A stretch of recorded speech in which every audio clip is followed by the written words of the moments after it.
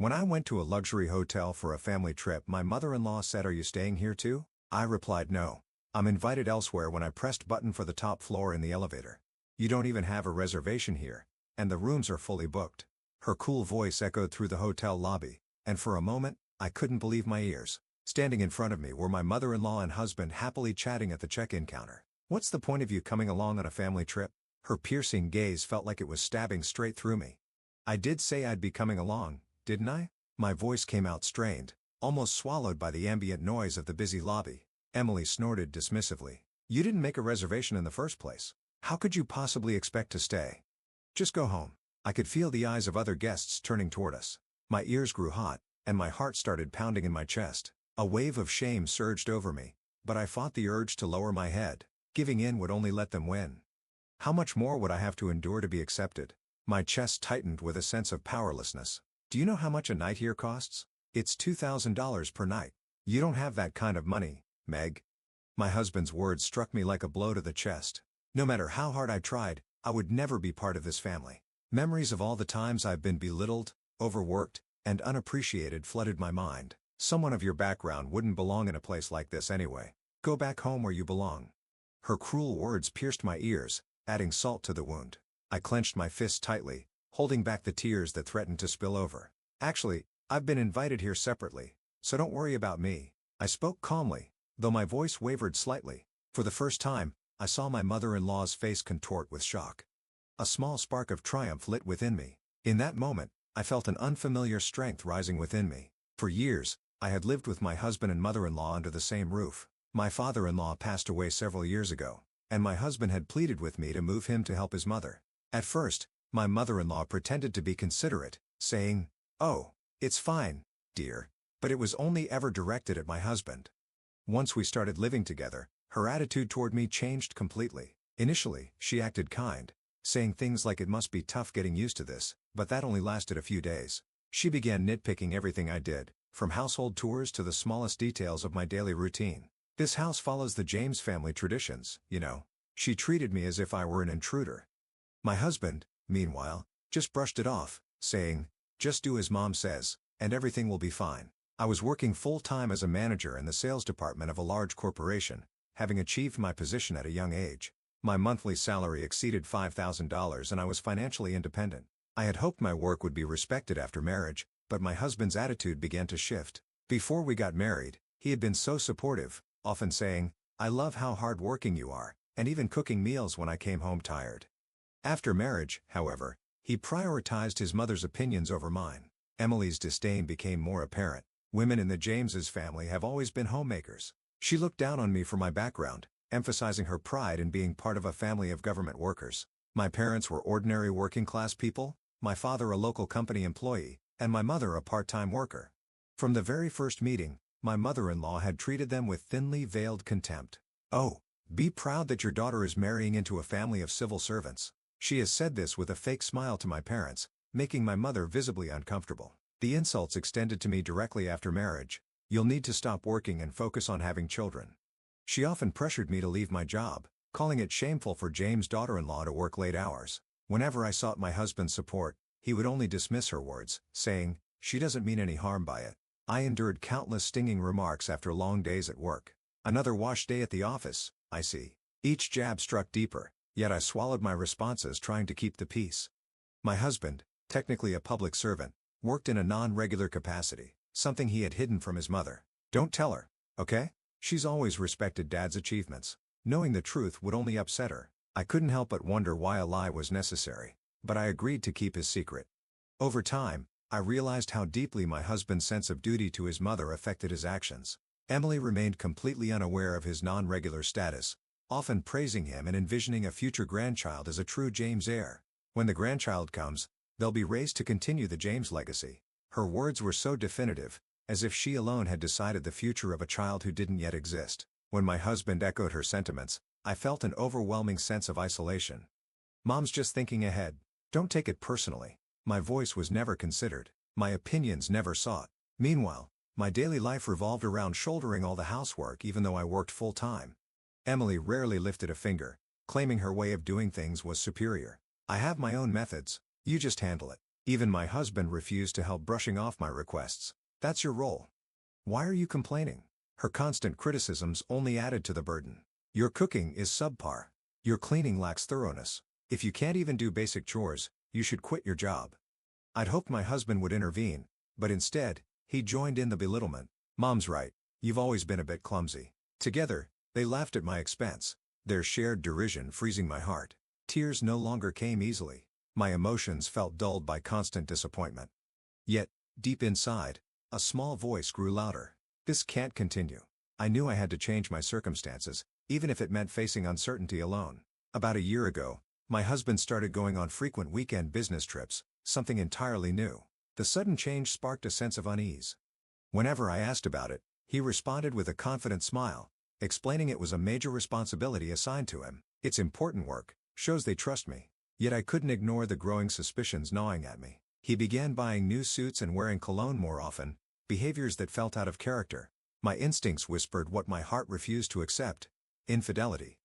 Around this time, an old friend reached out to organize a reunion to celebrate my promotion. Congratulations, Meg. Let's gather at a luxury hotel to celebrate properly. Her enthusiasm provided a brief respite from my daily struggles. However, this joy was overshadowed when my mother-in-law announced a family trip she had planned. I saw this beautiful hotel in your pamphlets. We're staying there. She demanded I handle the payments, claiming she'd taken care of the reservations. My protest fell on deaf ears, and my husband sided with her. Stop complaining. It's Mom's birthday trip. The trip coincided with the reunion, a conflict I couldn't bring myself to explain. Despite my growing resentment, I prepared for the trip, unwilling to spark another argument. When we arrived at the hotel, my mother-in-law hurried to the front desk, leaving me stunned by her next words. You don't have a reservation here, and the rooms are fully booked. Her voice echoed in the luxurious lobby, drawing the attention of nearby guests. My body froze, and the world around me seemed to blur. The opulent surroundings felt suffocating as her words echoed in my ears. My husband's voice, cold and dismissive, cut through my shock. Pay back the money for the reservation later or just leave. I gasped, my chest tightening.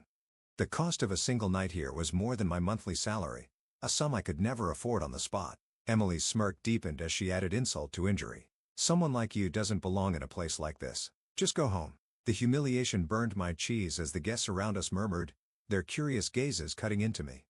Yet as much as her words stung, I knew I couldn't let them see me falter. Summoning every ounce of composure, I forced a smile. That's fine. I have a separate invitation, so please don't worry about me. Her expression twisted into one of confusion, then annoyance. For the first time, I felt a flicker of satisfaction watching her face crumble. My heart pounded as I approached the front desk, doing my best to ignore the weight of their stares. I'm here for the alumni event. The staff immediately recognized my reservation. Their polite demeanor, a stark contrast to my mother-in-law's treatment.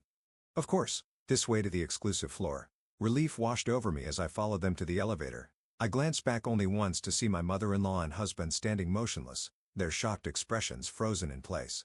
The sight filled me with a sense of quiet triumph. As the elevator doors closed, I took a deep breath, feeling the tension in my chest loosen. For the first time in years, I felt like I had reclaimed a piece of myself. Stepping into the grand ballroom, I was greeted by warm smiles and cheers from my old classmates. Meg, there you are. We've been waiting for you.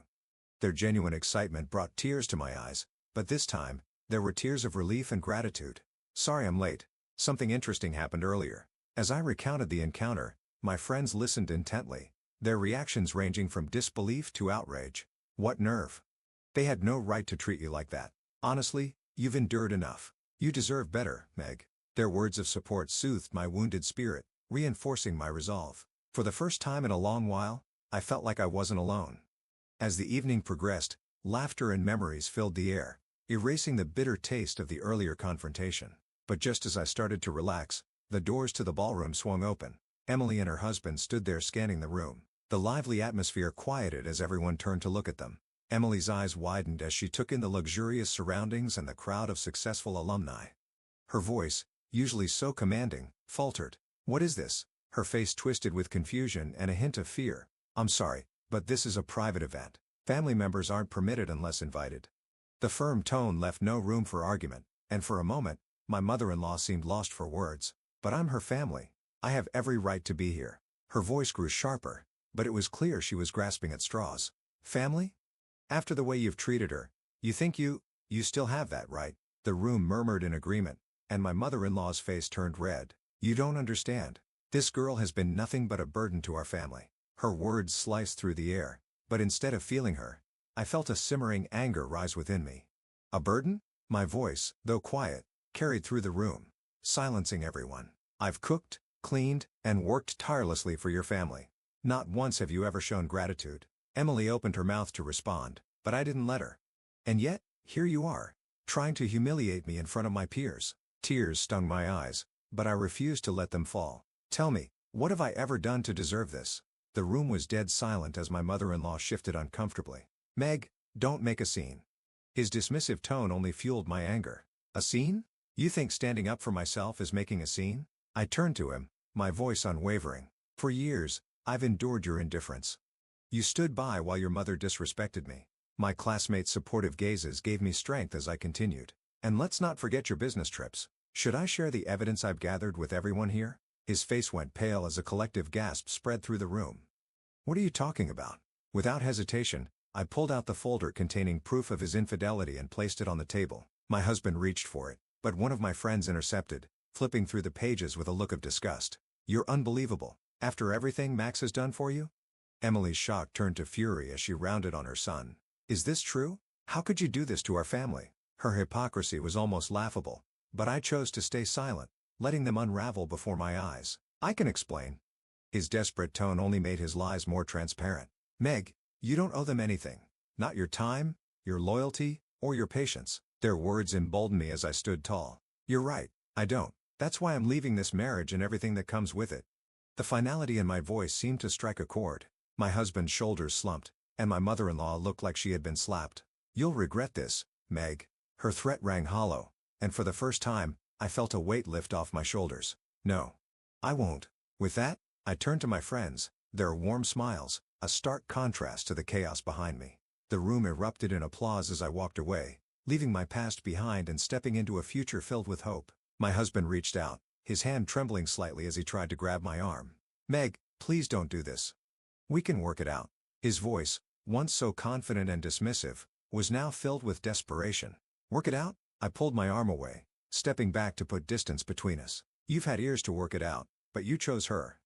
I motioned to my mother-in-law, whose face was a mixture of anger and panic over me every single time. I turned to face my mother-in-law, the weight of all her words and actions pressing on my chest like a physical force. And you've spent years belittling me, undermining me, trying to break me. My voice grew steadier, louder, fueled by the ears of bottled-up frustration. But you didn't break me. You only made me stronger. Stronger? Look at you, standing there, making a spectacle of yourself. You think anyone respects you? She sneered, her words dripping with venom. But for the first time, they didn't sting. Yes, I do. I looked around the room, meeting the supportive gazes of my friends, and even some strangers who had gathered nearby, watching the confrontation unfold. We do, Meg. You deserve better than this. Much better. The murmurs of agreement rippled through the room, each voice adding weight to my resolve. You're nothing but an ungrateful, selfish. Before she could finish, one of my friends, a tall woman with a commanding presence, stepped forward. All right. That's enough. You've said more than enough. Her voice was calm, but firm. And for the first time, my mother-in-law faltered. Who are you to tell me? A friend. A friend who's watched Meg put up with your noses for far too long, and I'm done standing by silently. The room was tense, the silence stretching as my mother-in-law struggled to find a response. Mom, stop. Just stop. My husband's voice was low, almost inaudible, but it was enough to break her to rot. You're taking her side now? She looked at him incredulous, but he simply lowered his gaze, defeated. Don't worry, you don't have to choose. My voice was soft, but the words carried a finality that left no room for argument. I've already made the choice for both of you. With that, I turned my back on them, walking toward the exit, my friends falling into step beside me like a protective wall. Are you okay? One of them asked softly, her concern evident in her tone. I will be, and for the first time in years, I believed it. As we reached the hotel's main entrance, the cool night air hit my face, and I inhaled deeply, letting it wash over me like a cleansing wave. What now?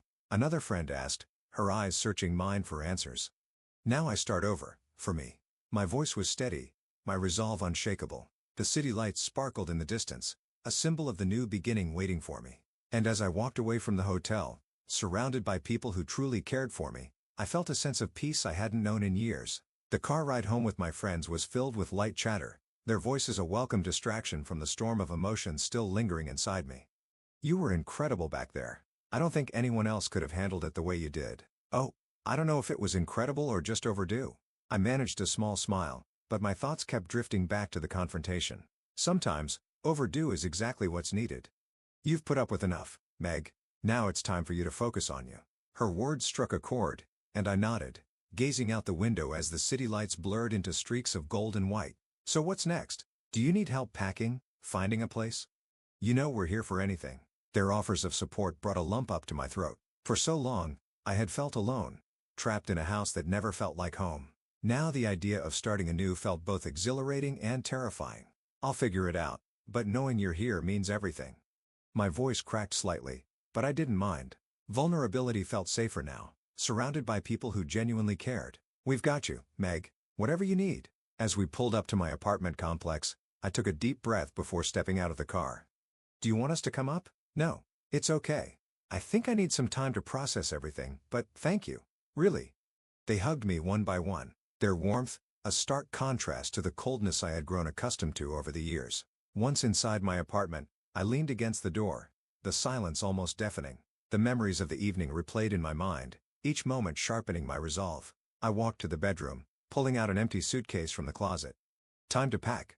The words were spoken aloud, more to convince myself than anything else. As I folded clothes and sorted through belongings, I stumbled upon a photo album tucked away on a high shelf. Opening it, I saw pictures of my wedding day, smiles frozen in time. I lingered on one image, my husband and I cutting the cake, our hands intertwined. Who were we back then? I whispered the question to the empty room, tears welling up, but not falling. Closing the album, I placed it in a pile of items to leave behind. These memories weren't mine anymore. The next morning, sunlight streamed through the curtains, illuminating the half-packed boxes scattered around the room. My phone buzzed, pulling me out of my thoughts. Good morning. Just checking in. How are you feeling today? A little overwhelmed, but okay. Thanks for asking. Don't forget, you're stronger than you think. Let me know if you need anything.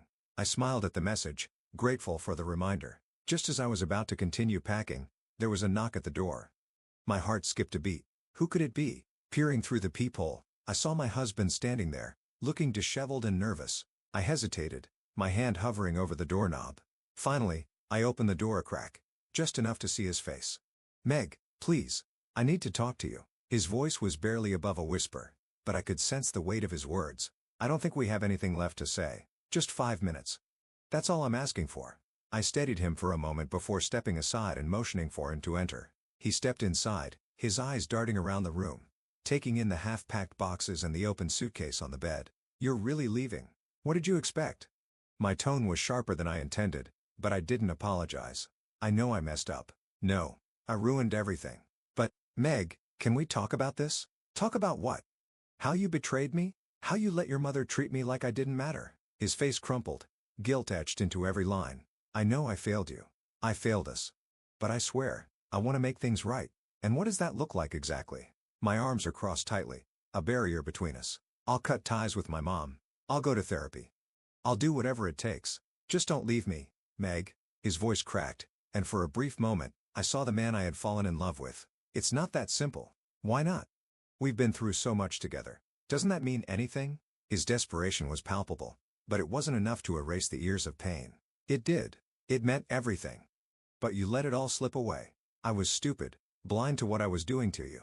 I know I don't deserve forgiveness, but I'm asking for a chance. I felt the familiar tug of his words, the part of me that wanted to believe in redemption, but another part, stronger now, resisted. A chance to do what? Repeat the same cycle? No. A chance to be better, to prove I can be the husband you deserve. I sighed, turning away from him to gather my thoughts. I've given you chances, so many chances.